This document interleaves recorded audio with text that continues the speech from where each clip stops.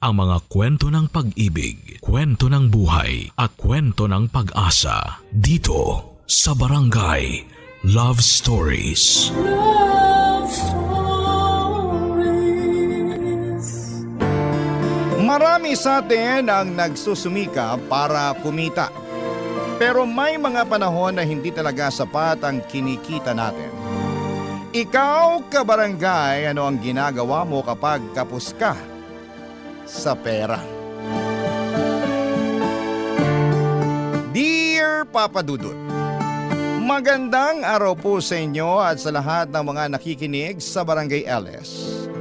Ako nga po pala si Jules. Nagtatrabaho po ako bilang supervisor sa isang call center at palagi po akong nakikinig sa inyo tuwing break ko. Matagal ko na rin pong napapakinggan ang iba't ibang kwento tungkol sa love life dito sa Barangay LS.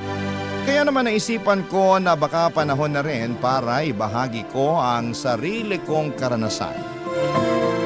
Isa lang po akong simpleng lalaki, Papa Dudut, na may simpleng pangarap ang bumuo ng sarili kong pamilya. Pero kung tutuusin ay pakiramdam ko ay hindi ako kagwapuhan, kaya pakiramdam ko rin na wala talagang nagkakagusto sa akin. Pero nagbago ang lahat nang ipakilala sa akin ang kaibigan ko si Dina. Nereto niya ito sa akin at noong una ko pa lamang makita ang litrato ni Dina, napahanga na agad ako. Ang ganda niya at mukha rin siyang mabait. Kaya hindi na ako nagdalawang isip na hanapin si Dina sa Facebook. Nung unang beses ko siyang i-chat at magpakilala, sobrang kaba ang naramdaman ko. Pero nilakasan ko talaga ang loob ko dahil gusto ko siyang makilala ng mas mabuti. Sa awa ng Diyos ay nag-reply si Dina. At habang tumatagal, mas lalo kaming naging malapit sa isa't isa. Araw at gabi kaming nag-uusap pero kahit na ganoon ay hindi pa rin kami nakakapag-video call noon. Kasi medyo naiilang ako sa itsura ko. Pero dumating din sa punto na naisip kong dapat na rin kaming magkausap ng mas personal. Kaya kahit kamado ay nilakasan ko na ang loob ko. At hindi ko makakalimutan ang unang beses kami na nag-video call ni Dina.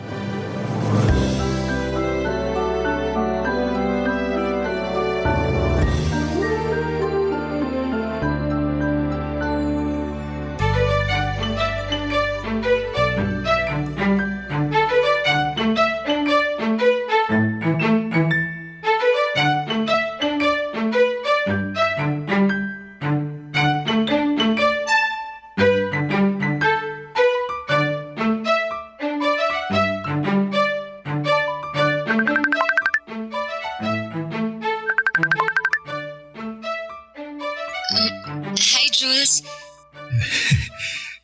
Kumusta ka? Eto, okay lang. Ikaw? Okay lang din. Kumain ka na ba? Oo. Teka lang. Itapat mo ng maayos yung camera mo. Hindi kasi kita makita ng maayos eh. Pasensya ka na ha. Nahihiya kasi ako eh. Ha? Bakit naman? Paano ba naman kasi? Ang ganda-ganda mo habang ako... Huwag kang magsalita ng ganyan. Sa tingin mo ba, papayag akong makipag-chat at makipag-video call kung napapangitan ako sa'yo? So ang ibig mong sabihin... Oo. Nakukyutan ako sa'yo. Naku, baka mamaya binobola mo lang ako ha? Hindi no. Kaya huwag ka nang mailang sa akin. Sige na nga, sabi mo eh. Nga pala, asan ka ngayon? Ha? Nasa apartment ako. Bakit? Ang ganda kasi ng apartment mo, mukhang hotel. Ay, thank you ah. Pa-room tour ka naman dyan oh. Sige ba? Oh, yan. Bale, ito yung CR. Teka, bathtub ba yan? Oo. Wow! Kakaibang klase ang bathtub mo ah. Kulay pink? Mahilig kasi ako sa pink. Tsaka sa totoo lang, yung bathtub na yan ang dahilan kung bakit kinuha ko tong apartment na to. Mahal ba yung inuupahan mong apartment? Medyo. Pero ayos lang sa akin yun.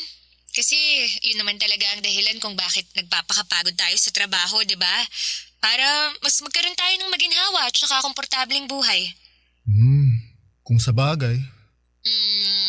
Anyway, ito naman yung kusina ko. Oh, ayan. Wow!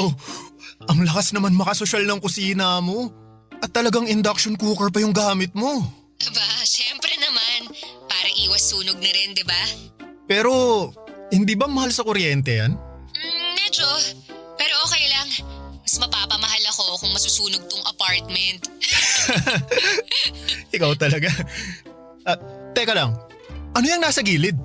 Ha? Saan dyan? Ayan o, yung glass case. Sandali lang ah. Ito yung perfume collection ko. Grabe, ang dami. Mahilig ka pala sa perfume? Hindi ba obvious? Kapag nai-stress ako sa trabaho, yung ginagawa kong stress reliever ay yung mangolekta ng bagong perfume. Pero, hindi ba mahal yan? Alam mo ikaw, kuripot ka siguro, no? Paano mo naman nasabi? Ang dami mo kasing comments tungkol sa mga gamit ko dito sa apartment eh. Hindi naman sa ganun. Yung sa akin lang naman, namamahalan ako sa mga gamit mo. Yun lang yun. Para saan pa yung kinikita natin kung hindi natin ibibili ng mga bagay na makapagpapagaan ng loob natin, di ba? Tsaka isa pa, hindi mo rin naman madadala sa hukay yung pera mo kapag namatay ka. Nandun na ako. Pero naniniwala kasi ako na dapat marunong tayong magtipid kasi hindi natin alam kung kailan tayo mauubusan ng pera, di ba? Kaya nga ako nagtatrabaho eh, para hindi ako maubusan ng pera. Pero alam mo, ang cute mo pag tumatawa. Sus, bolero. Totoo kaya? Nga pala Jules, thank you talaga sa time mo ah. Talagang na-appreciate ko. Pero kailangan ko na kasing matulog eh. Maaga pa yung pasok ko bukas. Ganun ba? Sige. Good night. Good night din. Chat na lang tayo ulit bukas ng umaga. Aaminin ko po sa inyo, Papa Dudut, na medyo nabigla talaga ako nang makita ko ang mga gamit ni Dina. Puro mamahalin at sosyal. Mga branded na bag, sapatos at accessories na halatang hindi basta-basta. Para sa akin kasi ay sayang lang sa pera ang ganong mga bagay. Naniniwala kasi ako na habang may pera tayo, mas mabuting matuto tayong magtipid, mag-ipon at unahin ang mga bagay na talagang mahalaga tulad ng pamilya, kinabukasan at pang-araw-araw na pangangailangan. Pero kahit magkaiba kami ng pananaw ni Dina pagdating sa pera, hindi ko siya hinusgahan. Naintindihan ko na iba-iba tayo ng kinalakhan, ng lifestyle at ng pananaw sa buhay. Mas pinili kong unawain siya at mas kilalanin kung sino talaga siya bilang isang tao. Hindi base sa mga gamit niya, kundi base sa ugali niya, sa puso niya, at sa kung paano siya makitungo sa akin. Makalipas nga ang ilang buwan, ng tuloy-tuloy na pag-uusap, pagkakaibigan at pag-unawa sa isa't isa, nagkita rin kami sa wakas. Doon ko na rin sinabi sa kanya ang totoo kong nararamdaman at tinanong kung pwede ko ba siyang ligawan, at sa kabutihang palad ay pumayag si Dina at hindi nagtagal ay dumating ang araw na pinaka-aasamasam ko. Sinagot niya ako, Papa Dudut, at grabing sobrang saya ko noon. Parang lumipad ang puso ko sa tuwa. Kaya bilang isang simpleng paraan para mapasaya rin siya, naisip kong ayain siya na pumunta sa La Union kasama ko.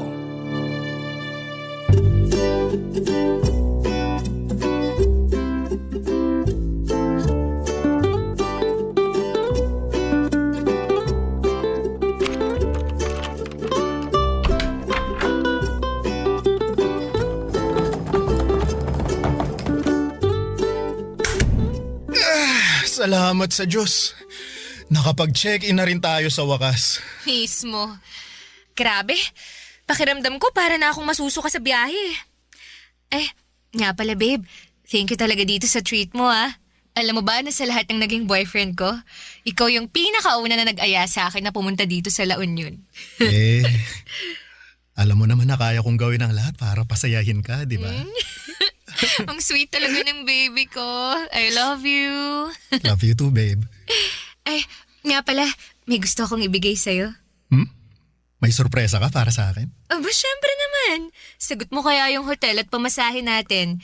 Kaya dapat lang na may gift ako para sa'yo. Ano ka ba naman? Maliit na bagay. Hindi ka na dapat nag-abala pa. Pero nandito na to. Kaya tanggapin mo na lang, ha? Saglit lang ha. Kukunin ko lang sa maleta yung surprise ko para sa'yo.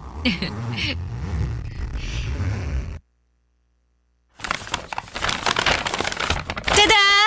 Ayan oh! Binilhan kita ng 5 t-shirt. Uy, ang dami naman yata niyan. Kailan mo binili ang mga yan? Namili na ako nung sinabi mo sa akin na pupunta tayo dito ng La Union. Para laging handa, diba? Ay, kaya naman pala ang laki ng maleta na dala mo eh. Okay lang yan. Kaya ko namang buhatin yan eh. Oh, tanggapin mo na tong mga t-shirt. Thank you dito, babe ah. Huwag kang mag-alala. Babawi ako sa'yo bukas. Ano ka ba? Kahit hindi na. Saglit nga lang. May price tag pa tong mga t-shirt oh. 4,000 isang piraso? Saan mo naman nabili tong mga to? Bakit ang mahal? E di syempre sa department store. Okay na yung mahal. At least matagal masira, diba? Ay, dapat sa ukay-ukay ka na lang namili. Alam mo ikaw, matagal ko nang napapansin na sobrang higpit mo pagdating sa pera. Naniniwala kasi ako na hindi naman natin kayang magtrabaho habang buhay. Kaya habang bata pa tayo, dapat marunong na tayong mag-ipon. Ewan ko sa'yo. Basta ako, naniniwala ako na dapat matutunan mo rin na i-enjoy yung pera mo while you're still young. You only live once. Ganun. Tsaka isa pa, hindi mo rin naman madadala yung pera mo sa langit, di ba? Kaya dapat, lubus-lubusin mo na kung anong meron ka ngayon. Dina, dapat alam mo rin yung mga limitasyon mo pagdating sa paggastos ng pera. Alam mo, nakakatawa ka. Bakit naman? Yung mga ex ko nga dati, tuwang-tuwa tuwing binibigyan ko sila ng regalo eh. Pero ikaw, kakaiba ka. Ikaw lang yung kilala kong nagdadalawang isip pa tuwing binibigyan ng regalo. Lumaki kasi ako sa hirap eh, kaya palagi akong nag-iingat pagdating sa pera. Jules, ganun din naman ako. Yung mama ko, kasambahay lang. Tapos yung papa ko, construction worker. Isang kahig, isang tuka lang yung pamilya ko nung nasa high school pa kami. Kaya nung natanggap ako sa trabaho ko bilang insurance agent, pinangako ko na ibibigay ko sa sarili ko yung buhay na hindi ko makamit-kamit nung bata pa ako. Kaya naman pala. Mas naiintindihan ko na ngayon kung saan ka nang gagaling. Mabuti naman kung ganon. Kasi may surprise pa ako para sa'yo. Teka lang ah. Ito, perfume. Magkano naman bili mo dito? 10,000 lang yan. Ano? Limited edition kasi yung perfume na yan. Kung tutuusin nga, mura na yun eh. Kasi nakasale pa yan nung binili ko. Huwag ka na ngang magtanong ng kung ano-ano dyan. O eto, tanggapin mo na lang. Sige na nga, gift mo sa akin to eh. Thank you dito ah. Maliit na bagay.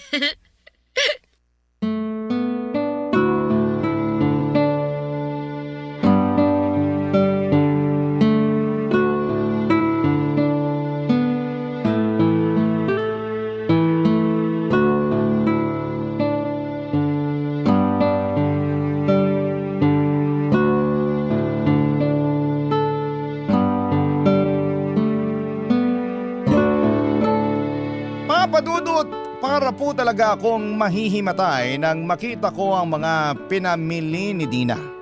Kasi sa pagkakatansya ko ay hindi bababa sa 20,000 ang halaga ng lahat ng yon. Alam kong hindi biro ang presyo ng mga binili niya. Kaya hindi ko maiwasang mabigla.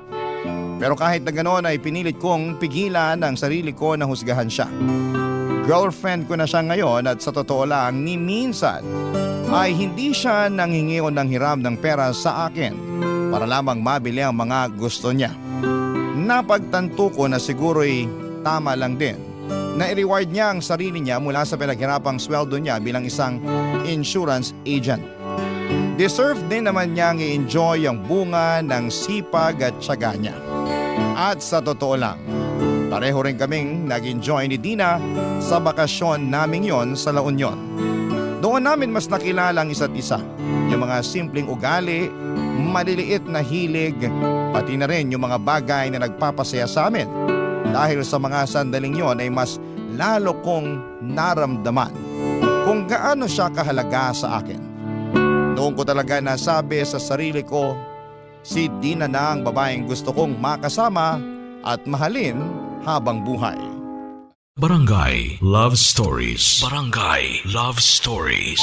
Makalipas ang ilang buwan ay mas lalo pang tumatag at lumalim ang relasyon namin ni Dina.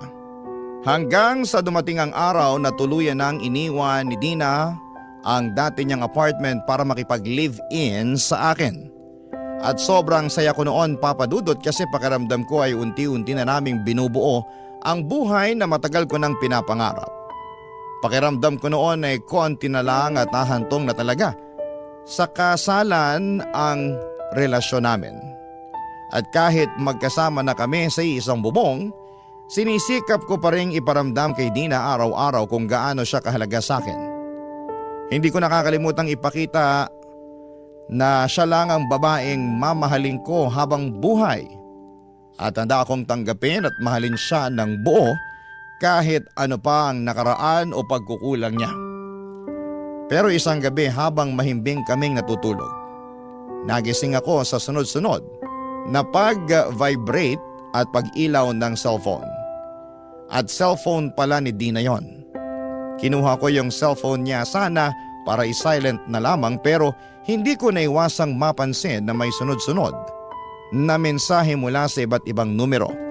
At doon ako biglang kinabahan, Papa Dudut.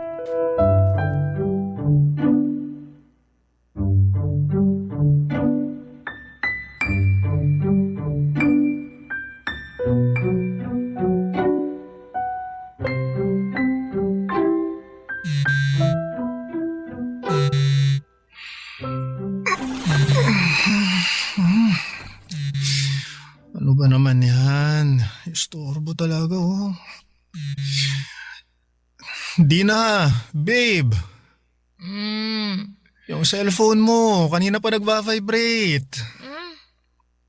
Matingnan nga. Sino pa kasi to? Teka lang, wag. Akin na nga yan. Ano to? Ba't ang daming number na nagte-text sa'yo?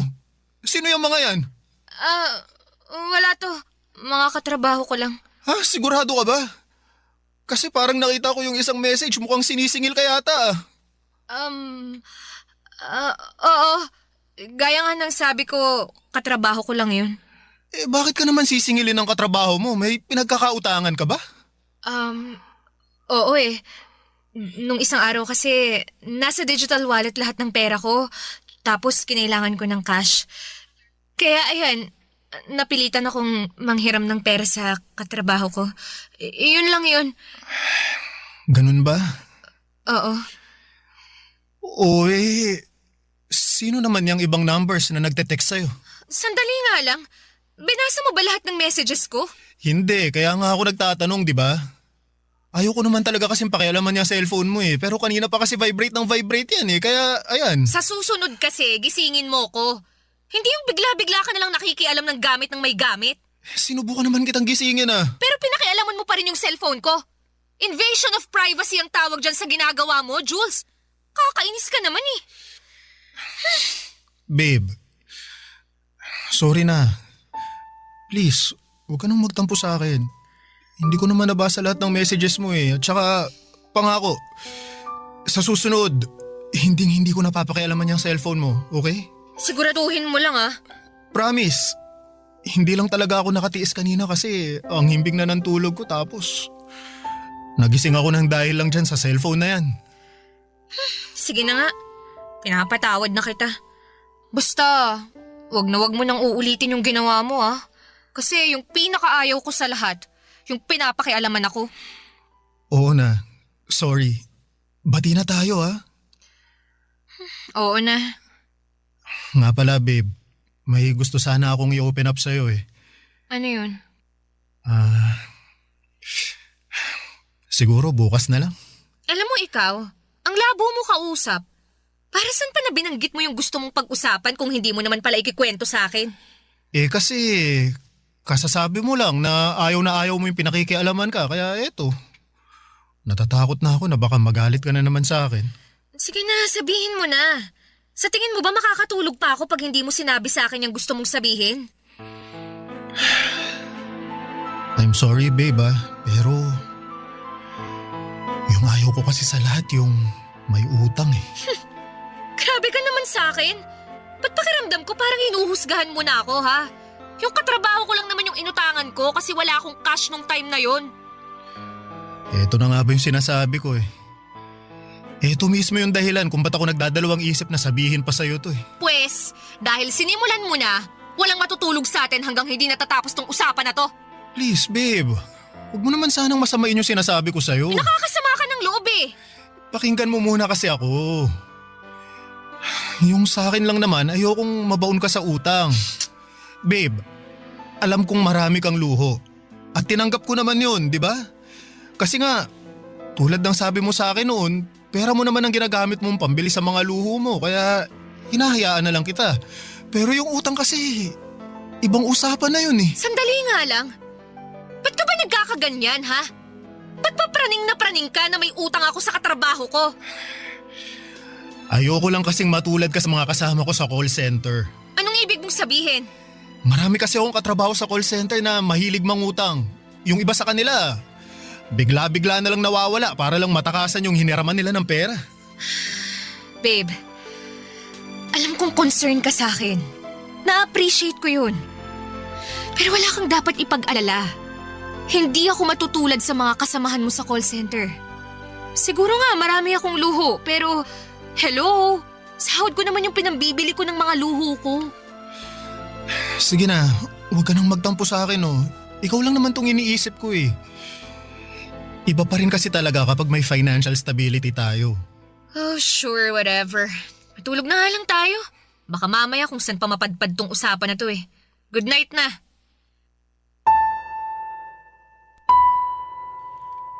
Noong gabing yon ay ramdam kong medyo nainis sa akin si Dina.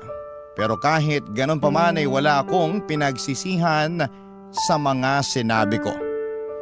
Alam ko sa sarili ko na kapakanan lamang niya ang iniisip ko noon. Marami kasi akong kakilala sa call center na nalunod na sa utang. Yung tipong patong-patong na ang utang sa mga katrabaho tapos ay bigla na lamang maglalaho, mag-aawol para lamang takasan yung mga pinagkakautangan nila. Ang iba pa nga ay lilipat ng ibang kumpanya tapos ay uulit lamang sa parehong cycle. Ayoko ng ganong klase ng buhay. Gusto ko yung simple lang, may peace of mind, walang iniisip na bayarin at syempre gusto ko na ganon din ang magiging partner ko sa buhay. Pero habang tumatagal ay parang ang hirap makamit ng peace of mind na yon. Napapansin ko kasing mas lalo nang dumadalas ang pag-online shopping ni Dina. Kung ano-ano ang mga binibili niya. Bagong cellphone, mga bag, sapatos, mamahaling pabango at kung ano-ano pa. Nung una ay hinayaan ko lamang, sabi ko sa sarili ko ay deserve naman niya. Kasi kita ko rin naman yung effort at sipag niya sa trabaho bilang insurance agent. Pero sa totoo lang ay dumating din ako sa punto na napaisip ako kung paano niya pinagkakasya ang sahod niya sa lahat ng ginagastos niya. Hanggang isang gabi habang kumakain kami ni Dina sa isang restaurant, bigla na lamang may nangyari na unti-unting sasagot sa mga katanungan ko, Papa Dudut.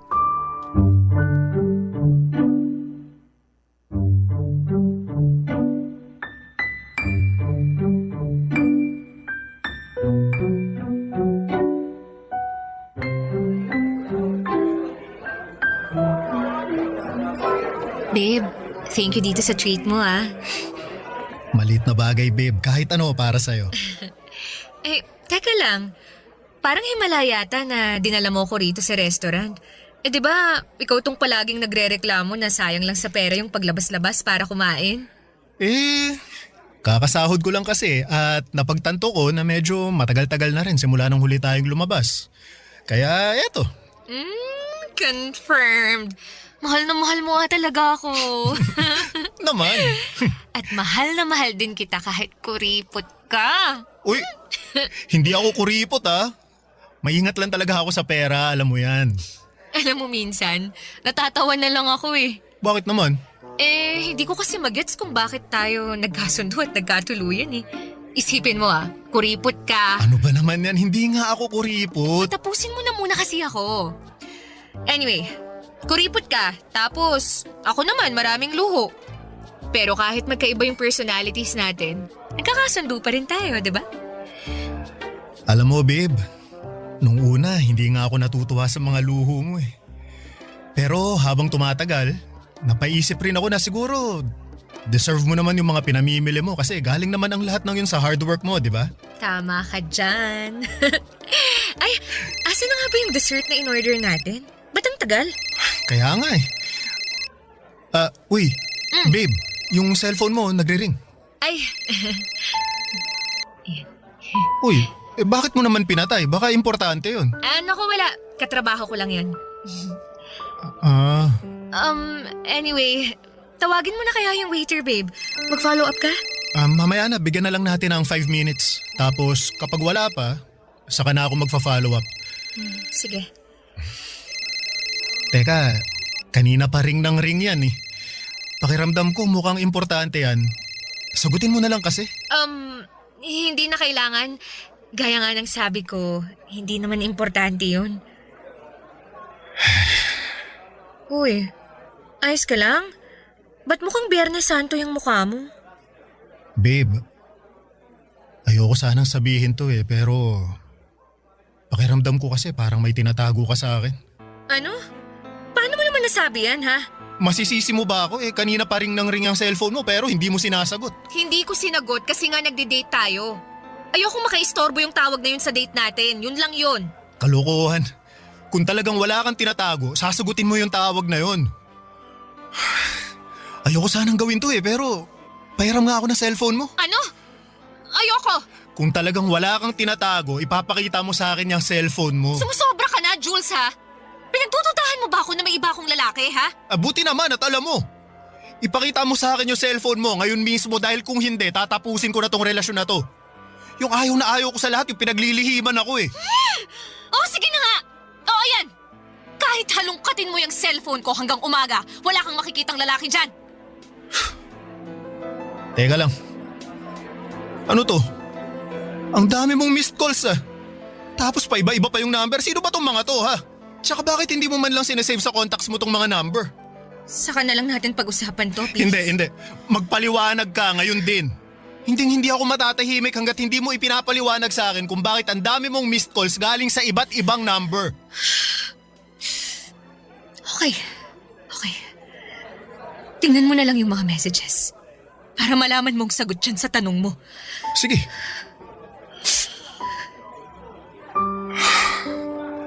Babe, ang daming naniningil sa'yo. Paano nangyari to, ha?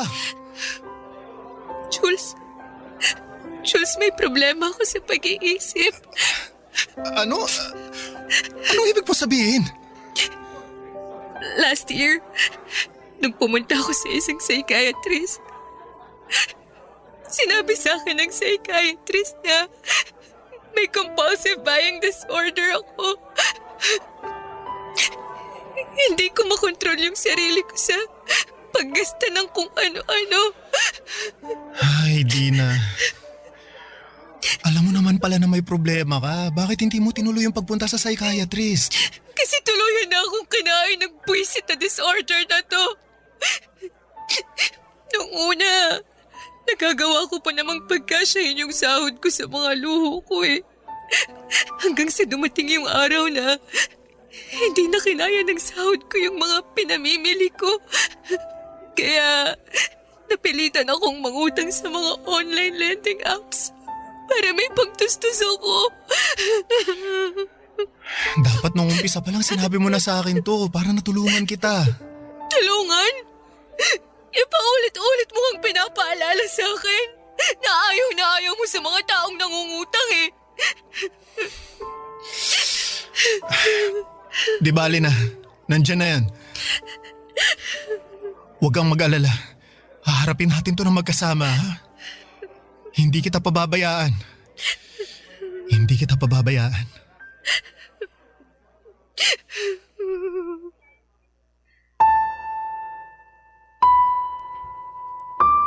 Inis talaga ako kay Dina noong gabing yon, pero mas nangibabaw pa rin sa akin ang awa at malasakit. Hindi ko kayang hiwalayan siya ng basta-basta, lalo na dahil sa mga utang niya. Kaya imbis na layuan ko siya ay pinili ko na lamang na tulungan siyang unti-unting bayaran ang mga pinagkakautangan niya. Sa mga panahong yon ay palihim din ako nag-iipon para kahit papaano ay magkaroon kami ng sapat na pera na pangkonsulta sa psychiatrist. Kasi ramdam ko na kailangan na talaga ni Dina ng tulong. Pero lalo lang naging mabigat ang sitwasyon namin nang hindi na makontrol ni Dina ang pagsha-shopping online. Tuwing pinapa-return to sender ko ang mga package na dumarating ay nagwawala siya. Umiiyak at halos hindi ko na siya makausap ng maayos. Sa totoo lang ay sobrang stress na rin ako ng mga panahon na yon kasi kapag tinutulungan ko si Dina na bayaran ang mga utang niya ay halos wala nang natitira sa sahod ko. Ang mas masakit pa ay parang wala siyang pakialam sa mga tawag mula sa mga pinagkakautangan niya. Parang sanay na siya o wala na lang talaga siyang ganang harapin yon. Pero kahit na ganoon ay pinanghawakan ko pa rin ang pangako ko sa sarili ko, Papa Dudut, na hindi ko susukuan ang relasyon namin. Kasi ang pera kaya mong kitain ulit yan. Pero ang tunay na pagmamahal, bihira lang. Barangay Love Stories. Habang lumilipas sa mga araw ay nagsimula na lamang akong mag-research sa internet kung paano harapin at unawain ang isang taong may compulsive buying disorder.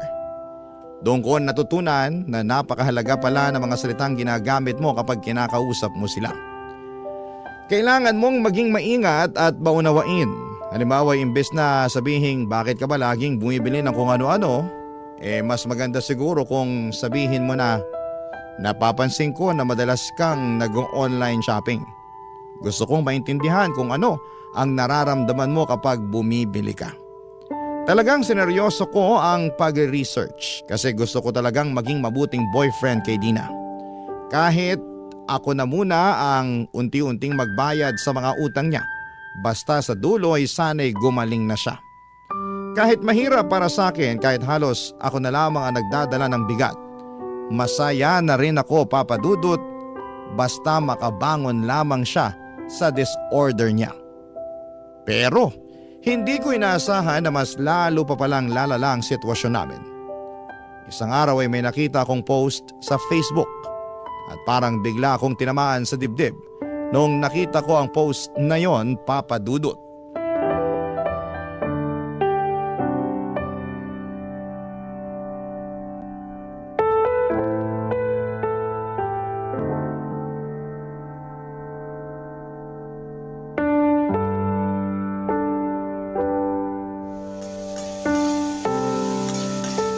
Dina! Babe! Halika nga muna dito. Ano ba kasi yun? Nagluluto pa ako eh. Mamaya mo na tapusin yan. Halika dito. Ano ba kasi yun? Oh, ano? Yan. Nakita mo na ba yung Facebook mo? Ha? Hindi pa. Bakit mo natanong? Tingnan mo to, ha. Pinagpepiestahan ka na ng mga kaibigan at katrabaho mo online. May isa kang katrabaho dito, galit na galit kasi hindi mo pa daw nababayaran yung utang mo sa kanya. Sus, maliit na bagay. Hayaan mo na muna yan. Buburahin niya din yan kapag nabayaran ko na siya. Yung sinasabi dito, magdadalawang buwan na raw yung utang mo sa kanya. At sa ginawa niyang pag-post sa akin, sa tingin niya magkakaroon pa ako ng gana para bayaran siya? Ha! Nako, manigas siya. Sige na, tatapusin ko pa yung niluluto ko. Teka, Dina, sandali lang, ha. Ibig mong sabihin wala kang balak na bayaran yung katrabaho mo? Meron naman. Pero anong magagawa ko? Wala pa akong pambayad eh. Delayed yung sahod ko ngayong buwan na to, kaya mag-antay siya kamo. Saglit lang. Ano yung ginagawa mo, ha? Teka, sandali lang. Ano nga? O ayan. Nagpadala ako ng pera sa bank account mo para may pambayad ka dun sa katrabahong inutangan mo. Maliit lang na amount yan pero makakatulong na rin para mabawas-bawasan man lang yung utang mo sa kanya. Thank you sa pinadala mo ha. Huwag kang mag-alala. Ibibigay ko to sa kanya. At di na utang na loob. Pakiusapan mo yung katrabaho mo na yun na burahin na yung post niya tungkol sa'yo sa Facebook ha. Nakakahiya yung ginawa niya. Oo na, huwag kang mag-alala. Ako nang bahala ron.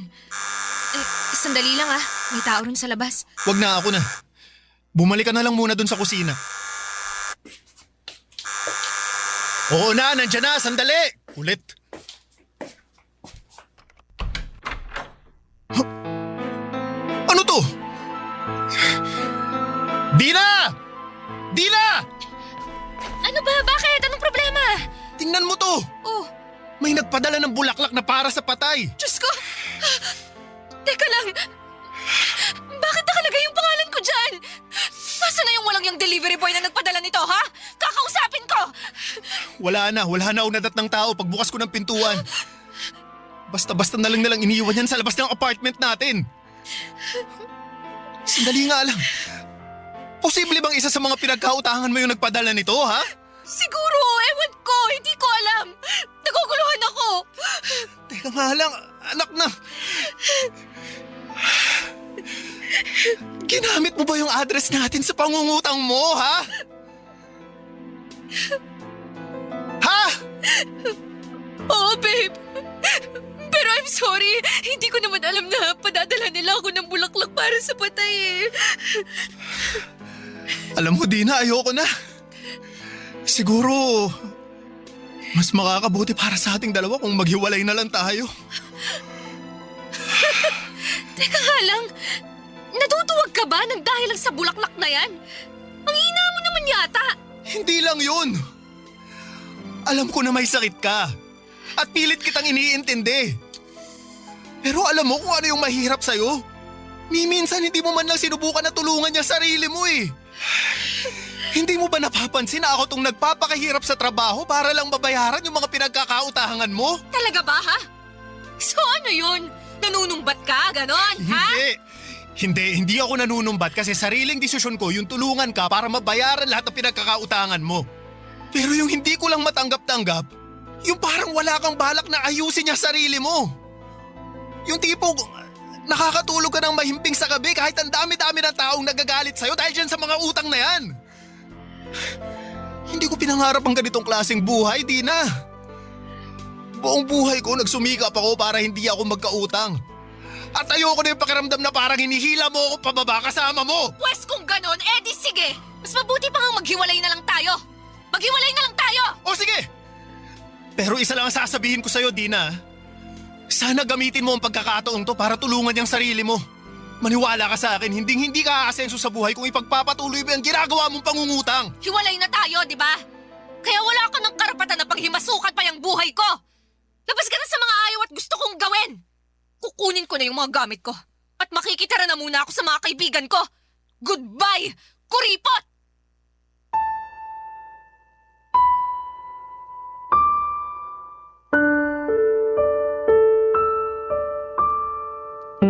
Talagang napuno na ako noong araw na yon, Papa Dudut. Doon ko rin napagtanto na ang hirap palang tulungan ng isang taong ayaw tulungan ng kanyang sarili. Noong mismong araw na yon ay umalis si Dina at tahimik lamang siyang nag-impake at blinak niya din ako sa Facebook. Makalipas nga ang ilang linggo ay napagdesisyonan ko na rin po na lumipat ng bagong tirahan. Sobrang dami na kasing alaala ni Dina sa dati kong apartment at gusto ko na rin po makapag-move on kahit papaano. Aaminin ko na may mga araw pa rin na nalulungkot ako. Lalo na tuwing naaalala ko siya. May mga gabi na bigla na lamang akong napapaiyak. Lalo na kapag bumabalik sa isipan ko yung mga pinagsamahan namin. Pero kasabay noon ay naaalala ko rin kung gaano kabigat yung pinagdaanan ko noon. Yung stress, yung pagkalunod sa problema at yung halos maubos na ako sa kakabayad sa mga utang na hindi naman akin. At dahil doon ay mas naging buo ang loob ko na tama lang ang naging desisyon kong tapusin ang relasyon namin. Lumipas nga ang ilang buwan at naging mas tahimik ang buhay ko, Papa Dudut. Sa totoo lang ay wala pa akong balak pumasok ulit sa panibagong relasyon. Nakatuon na lang muna ako sa sarili ko, sa trabaho, sa ipon at sa muling pagbuo ng sarili kong kapayapaan. Pero isang araw sa hindi inaasahang pagkakataon ay paulit-ulit akong tinawagan ni Dina sa cellphone. Laking gulat ko nang malaman ko na in-unblock na niya pala ako.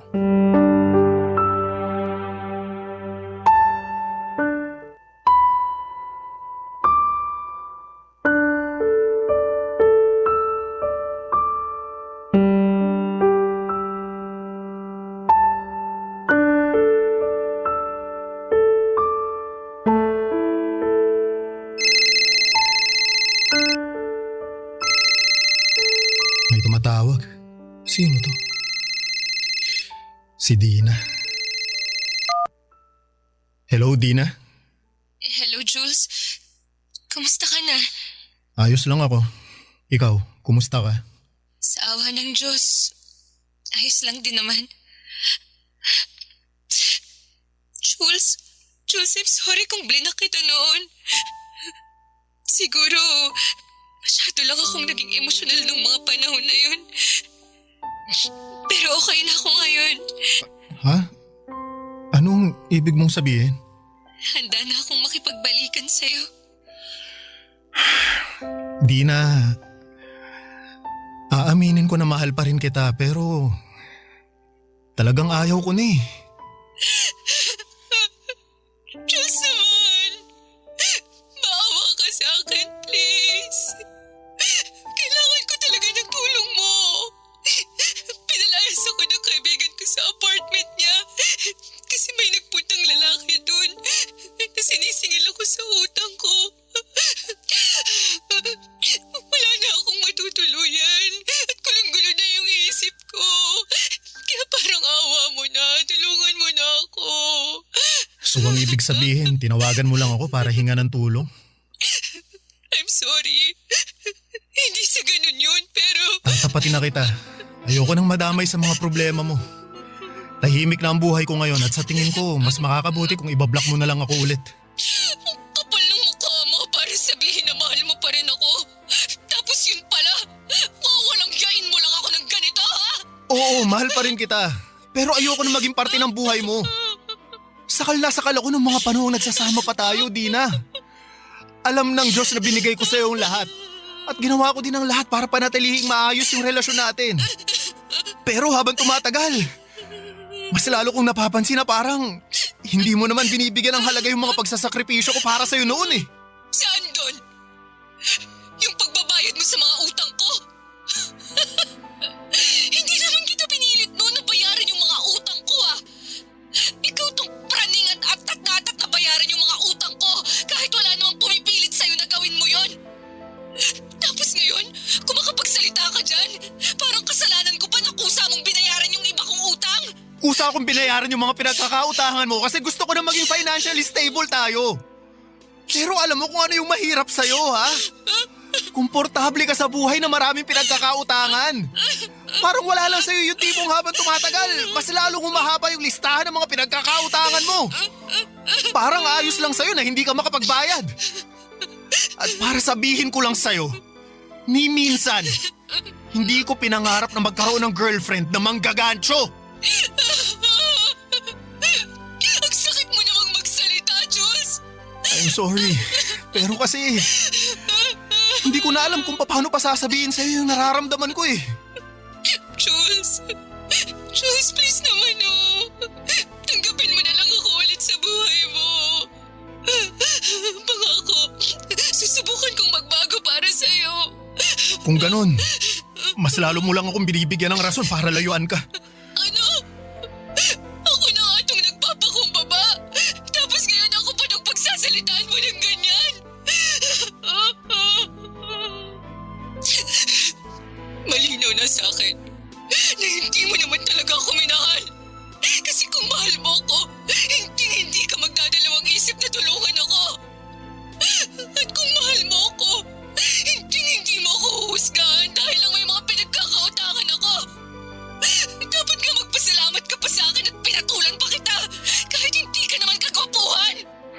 Kung ganun, pasensya na. Pero hindi talaga akong lalaking para sa'yo. Mas pipiliin ko pa ring saktan ka gamit ang katotohanan kaysa lambingin ka gamit ang kasinungalingan.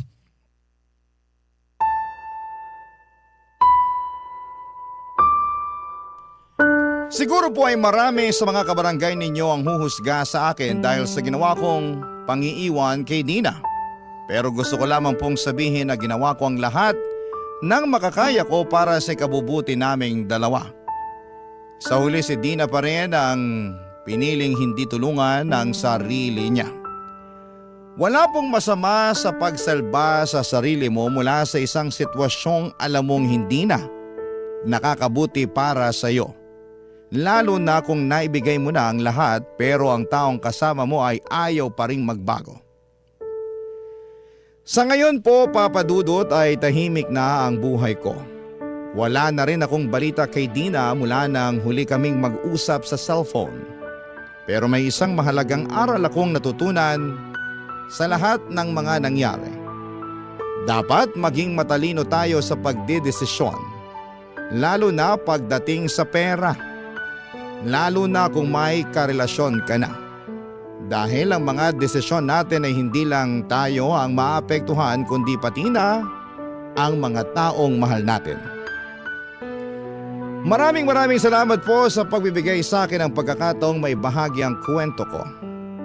Isang love story na hindi man naging perpekto ang ending ay totoo at mula naman sa puso. Umaasa pa rin po ako, Papa Dudut, na mapili po ninyo ang sulat kong ito at para kay Dina, kung sakali man na mabasa mo man ito ay sana'y magbago ka na. Ang iyong forever kapuso at ka-barangay, Jules. Kwentuhan naman tayo dito sa comment section.